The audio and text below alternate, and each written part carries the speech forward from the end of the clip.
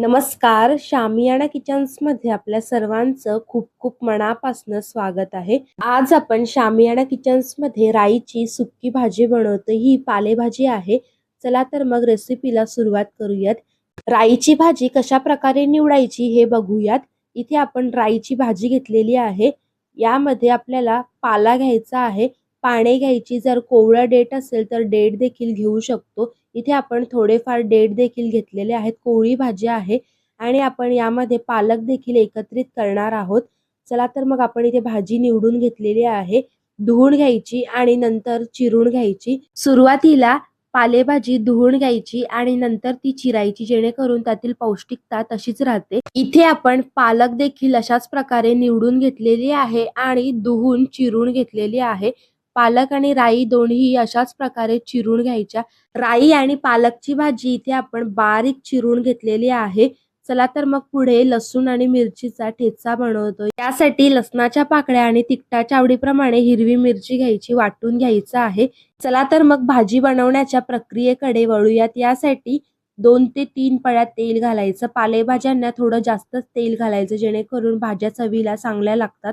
जिरं घालायचं, जिरं चांगलं तडतडून द्यायचं आणि कांदा घालायचा. कांदा 1 मिनिटभर परतून घ्यायचा, थोडा नरम होईपर्यंत. यानंतर यात बटाटा घालते, साल काढून क्यूब्समध्ये कटिंग करून घेतलेला आहे आणि लसूण आणि मिरचीची पेस्ट घालून चांगलं परतून घेणार आहोत. 1 मिनिटांसाठी असंच परतून घ्यायचं. लसणाचा कच्चा वास जाईपर्यंत परतून घेतल्यानंतर आपण बटाटे वाफेवरती शिजवून घेणार आहोत. यासाठी एकदा पुन्हा मिक्स करून घ्यायचं, जेणेकरून तळाशी चिटकणार नाही आणि झाकण ठेवून 2 ते 3 मिनिटांसाठी बटाटा वाफेवरती शिजवून घ्यायचा आहे. इथे आपण वाफ काढून घेतलेली आहे. चेक करूयात बटाटे शिजलेत की नाही. पाहू शकता बटाटे शिजले आहेत. बटाटे जरी शिजले नाही तरी पण भाजी घातल्यानंतर आपण पुन्हा 3 मिनिटांसाठी वाफ काढून घेणार आहोत. त्यामुळे बटाटे त्यावेळी देखील शिजून जातील. यानंतर यात आपण चिरून घेतलेली पालक आणि राईची भाजी घालतोय आणि बारीक चिरून घेतलेला टोमॅटो घालतोय. एकत्रच घालायचं आणि एकजीव असं मिक्स करून घ्यायचं आहे. पालेभाज्या सुरुवातीला भरपूर अशा वाटतात आणि त्या शिजण्यासाठी टाकल्या की नरम नरम होत जातात. इथे अशा प्रकारे एकजीव मिक्स करून घ्यायचं. पालक आणि राईची भाजी अर्धा मिनिटामध्ये नरम अशी होऊन जाते. चला तर मग पुढे आपण बघूयात. पालक आणि राई घातल्यानंतर आपण भाजी 3 ते 4 मिनिटांसाठी वाफेवरती शिजवून घेणार आहोत, जेणेकरून राईमधील जो काही कचकचपणा आहे तो निघून जातो. चला तर मग झाकण ठेवून 3 मिनिटांसाठी वाफवून घ्यायची आहे भाजी.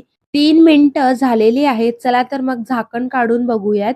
इथे भाजीला भरपूर पाणी सुटलेलं आहे. या क्षणी झाकण काढून ठेवायचं आणि प्रॉपर असं मिक्स करून घ्यायचं आहे. या क्षणी यामध्ये चवीनुसार मीठ घालायचं. मीठ सुरुवातीला देखील नाही आणि शेवटी देखील नाही. जेव्हा मीडियम मध्यम प्रोसेस चालू असते तेव्हाच घालायचंय. इथे भरपूर असं पाणी सुटलेलं आहे भाजीला. इथे या प्रोसेसमध्ये भाजी तयार झालेली आहे, परंतु जे पाणी सुटलेलं आहे ते शोषून घेईपर्यंत भाजी आपल्याला परतून घ्यायची आहे. इथे आपण भाजी पाणी सुटल्यामुळे 7 ते 8 मिनिटांसाठी, म्हणजेच पाणी सुकेपर्यंत परतून घेणार आहोत. मधनं हलवायचं, जेणेकरून भाजी तळाशी चिटकणार नाही. इथे समोर जर उभे असाल तर गॅसची फ्लेम हाय ठेवून भाजी सुकी करून घ्यायची. लो मीडियम फ्लेमवरती देखील भाजी सुकी करून घेऊ शकता. जितका वेळ भाजी चांगली परतून घ्याल तितकी भाजी चवीला चांगली लागेल. लालसर रंग यायला हवा. जितकी भाजी लालसर होते तेवढीच चवीला चांगली लागते. इथे आपली राई आणि पालकची मिक्स भाजी तयार झालेली आहे. चला तर मग रेसिपी सर्व करूयात.